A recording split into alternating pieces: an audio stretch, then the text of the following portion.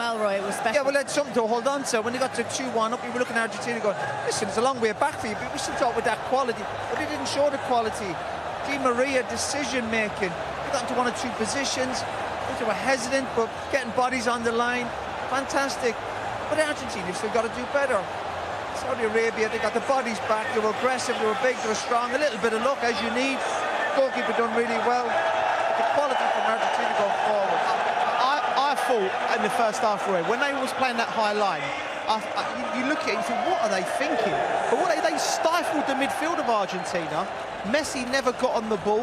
One of the most quiet games I've seen him play. And it's a huge risk. And when they had to, they defended. They were strong. They were resolute. That goal line clearance as well towards the end. You can see how much it meant to them. How'd you get that out of the team? Well, how'd they come here and done that to Argentina? Where's all that come from the Saudis? What the coach said to them, we can't take Argentina on a nice game of football, a passing game. You have to be aggressive. Holding a high line carries its risk, but if you want to be a pressing team and an aggressive team and press together, your back four have to be up near the halfway line. And they flirted with real danger in the first half, but they got away with it. A couple of narrow decisions. You know, it could be a very different game if one of those goals had gone in and Argentina go up to... But you'd think when it was getting physical, you'd think Argentina would grow into that and go, listen, if you want a street fight, we're ready for it. I'm amazed at that. They weren't even up for that. So then it was just depending on the quality, and even that wasn't added. So this desire and fight, what we always talk about Argentina, it wasn't there. But if you start the game slowly, like they did, I know they went one up, you can't get momentum into the game. It was just like, we look at Messi, we look at... No, they weren't as a team today. And for all the great run and the plaudits they got coming into this competition, huge setback from huge. The history of Argentinian football is super aggressive, with great technique. You know, Latin technique, but super aggressive. Didn't see any of that today. In my time in football, when I've played against Argentinians, I never ever got an easy physical encounter. You couldn't sicken them with a strong challenge. They come back for more time and time again. That was a shadow of any Argentinian team I've ever seen. They were a shadow today. What effect is that going to have on Argentina moving forward now in the group stage? They've got Mexico next, at this stadium again. Massive game. Obviously, it's a massive game. For a young, inexperienced manager, Scaloni got the job as caretaker, went on this run, won the Copa America, 36 games unbeaten. This is a huge test now, because we've seen the Argentinian fans. They've come here with expectations to win this tournament. He's got to lift that group of players and find a way of getting them back to what Graeme says, where they're what we expect from them, aggressive, nasty. And then Messi with that little bit of quality. It's a big ask for him. Okay. What was wrong with Argentina? Why couldn't they? Roy's right. They thought they could turn up and win the game, especially after going 1-0 up. But then the way that they pressed Saudi, and they played the high line, they took a huge gamble tactically.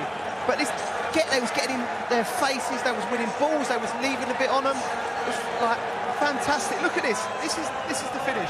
Lovely touch outside the boot, and he just gets a good contact, hits it into the floor. And Martinez has no chance once he skims off that greasy surface. It goes, fantastic finish. Was it 2 shots, 2 goals? I mean, I said at half-time, it was like a good boxer keeping a bad boxer away from him, cruising. I thought Argentina were doing that. I thought they could find another gear if they had to. They haven't got another gear, not in that performance. But I come back to, you got to match that aggression. They never did. And for Argentina, for me to be saying about Argentina, with the history and the knowledge I know about Argentina, they're the last team I would have thought would have got rolled over in a physical encounter. Even if you look here, there's no aggression. Players, look, there's bodies there. They've got to go and attack the ball. They've lacked all composure. They've lost their heads. Look at Di Maria here. Di Maria, my God. That was well off it, but that goal will inspire a whole generation of footballers. That has lit this place up. We're amongst them. We can hear it. This is the World Cup started for me. This is an unbelievable result. If you're the coach of Saudi Arabia, you're playing Argentina, coming in 36 undefeated. They didn't equal Italy's record after that today. You're saying to your players, we can't take them on in a nice passing game of football. We've got to be aggressive to them. And boy were they aggressive. But I come back to it. I'm sorry if I'm repeating myself. Argentina didn't respond to that challenge. You talked about the shots. 3 shots, 2 goals in the end, but some heroic defending. The keeper at times. And you're very welcome back. Well, we thought we'd be sitting here post-match reflecting on another Messi masterclass as Argentina bounced into this World Cup with a victory over Saudi Arabia, but it's anything but the case, and it does go down as one of the great World Cup shocks. Nobody was expecting it. And I'm just thinking, Kevin, much was made of the fact that neither Brazil or Argentina have faced European opposition in the last couple of years because of the restrictions on travel and COVID lockdowns and everything like that. And that maybe a lot of the results that they achieved against South American sides were maybe flattering them a little bit to deceive. And based on that performance, maybe there's an argument to be made there. Yeah, haven't faced Middle Eastern opposition either until today. Yeah, listen, they're going to be flat now anyway. They're going to have to pick themselves up quickly. They play Mexico next game. They won't have to worry about European oppositions when they're playing them. They'll know each other inside out and play each other many times, obviously. But can they get themselves going again? They'll be under an awful lot of pressure now in Argentina. There's such goodwill behind them. They turned it around the last couple of years. They were getting a lot of stick there for not winning that for a long time. They turned it around, and now after one game, nearly feels like they've undone that good work, but they have a chance. 2 games left in the group. If you're going to lose a game, get it out of the way, and maybe that'll wake them up and kick-start them as we went to the Mexico game.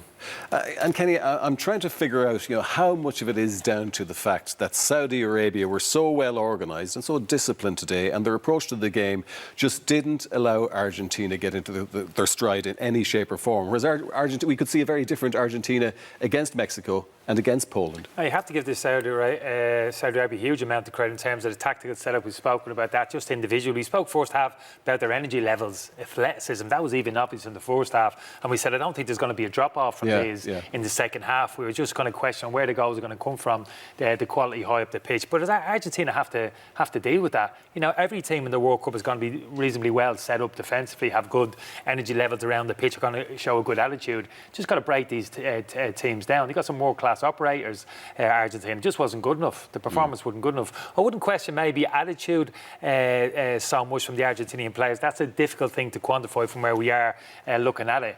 But at some point in the game there in the second half, they were really against the ropes. They had to respond, and they really struggled. Just couldn't find any type of real cohesion to their attack and play. But, we're talking about Argentina as potential winners of this World Cup. Now, can they improve to the extent that they can, that they can play their way into the tournament and threaten in the latter stages? Yeah, my worry for them today, and they made 3 substitutions early, and you think, right, that'll fire them up. But it actually got worse as the game went on. Their passing became more astray. Messi went more out of the game.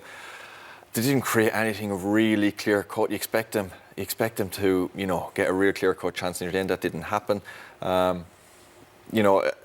Saudi Arabia broke it up a lot. They gave away a lot of frees, got a lot of bookings. They disrupted Argentina's rhythm. So you give credit to Saudi Arabia for that, maybe Mexico. But Mexico and Poland now will be watching that and thinking, this is how we know them, how we get at them. We're going to learn from Saudi Arabia. Whether they're going to be as good at it as Saudi Arabia is another thing. You mentioned about starting slowly. Understand what you were saying to an extent, but you can't start as badly as that. That'd be a real worry. You can play within yourself 67%, be in control of the game and just get over the finishing line. But that performance today was anything but.